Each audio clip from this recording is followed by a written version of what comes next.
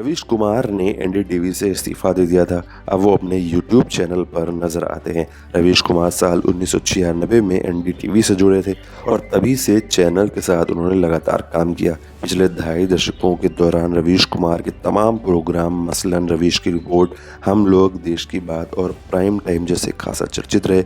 5 दिसंबर 1974 को जन्मे रवीश कुमार मूल रूप से बिहार के पूर्वी चंपारण जिले के मोतिहारी के रहने वाले हैं। रवीश की शुरुआती पढ़ाई पटना के लोयोला हाई स्कूल से हुई। इसके बाद ग्रेजुएशन की पढ़ाई के लिए वो दिल्ली आ गए। यहाँ दिल्ली यूनिवर्सिटी के देशबंधु कॉलेज से ग्रेजुएशन किया। इसी दौरान उनके शिक्षकों ने उन्हें पत्रकारिता में जाने की सलाह दी। आउटलुक को दिए एक इंटरव्यू में रवीश कहते हैं कि मैंने भारतीय जनसंचार संस्थान में दाखिला ले लिया, लेकिन कोर्स पूरा नहीं कर पाया। चूँकि मैं इतिहास बैकग्राउंड का था, इसलिए आईआईएमसी का कोर्स मुझे समझ में नहीं आया। रवीश कुमार ने नैना दासगुप्ता से शादी की। दोनों की 2 बेटियां हैं। नैना मूल रूप से बंगाल से ताल्लुक़ रखती हैं और इन दिनों प्रतिष्ठित लेडी श्री राम कॉलेज में इतिहास की प्रोफेसर हैं। जेएनयू से पढ़ी लिखी नैना और रवीश की मुलाकात कॉलेज के दिनों में हुई थी। दोनों ने 7 साल एक दूसरे को डेट किया और फिर शादी कर ली थी।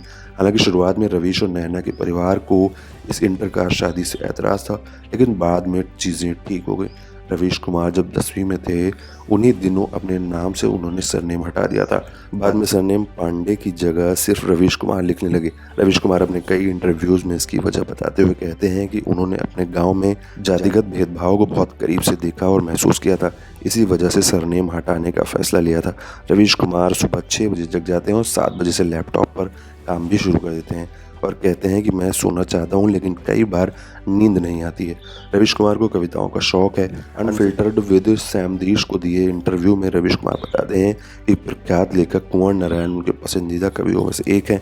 इसके अलावा अनुपम मिश्रा, शमसुर रहमान फारूकी, विनोद कुमार शुक्ल भी उनके पसंदीदा लेखक हैं। रवीश कुमार को खाना बनाने का भी काफ़ी शौक है। वो कहते हैं कि पहले मैं हफ्तों बाहर रहता था, ऑफिस में देर रात को घर लौटता था, लेकिन लॉकडाउन के दौरान एक मौका मिला घर को घर की तरह देखने का। नई चीज़ें सीखी, उनमें से एक है चिकन बनाना।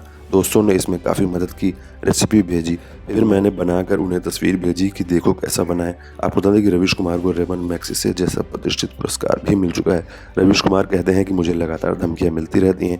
पहले अपनी ज़िंदगी खुलकर जीता था, लेकिन बंदूक के साए में जीना किसे पसंद है। मुझे धमकियाँ एक खास वर्ग और विचारधारा के लोगों से मिलती हैं जो अब बहुत पावरफुल हो गए हैं। कई बार ऐसा हुआ है कि मुझे बार बार रास्ता बदलना पड़ता है। बताया गया है कि इस रास्ते से मत जाइए, खतरा है। रवीश कुमार कहते हैं कि मुझसे ज़्यादा मेरे परिवार ने इसकी कीमत चुकाई है, खासकर बच्चों ने। लॉकडाउन के दौरान मैंने इस बात को और करीब से समझा। कहीं जाता हूँ तो लोग छिपकर बच्चों की तस्वीरें लेने लगते हैं। बच्चों पर इसका बुरा असर पड़ता है। आपको बता दें कि कभी अर्नब गोस्वामी भी एनडीटीवी का हिस्सा थे, बाद में वो अलग हो गए थे।